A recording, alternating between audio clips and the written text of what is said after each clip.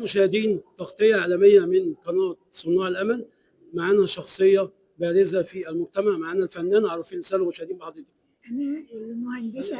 أنا المهندسة الاستشارية منى عوض، فنانة تشكيلية وكاتبة وشاعرة، عضو نقابة المهندسين واتحاد كتاب مصر وأتيليه القاهرة.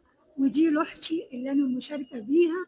اللوحة اسمها مصر البهية، وهي تعبر عن مصر جميلة في صورة السيدة الجميلة وكل تفاصيل الحياة الجميلة في مصر الغالية من ورود ونيل وأشجار وبيوت.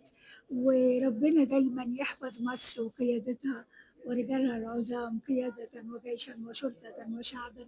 ومعرض جميل نشارك فيه من أجل الأطفال وكل الشباب وكل المجتمع السكندري الغالي يجي يستمتع باللوحات الجميلة ومعرض الكتب الجميل اللي فيه تخفيضات كبيرة. والحقيقة المكان جميل ورائع، وأشكر كل جهود الغالية.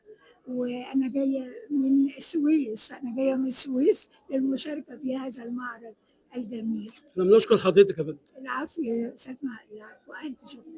إلى اللقاء مع شخصية مصرية جديدة، قناة صناع الأمل.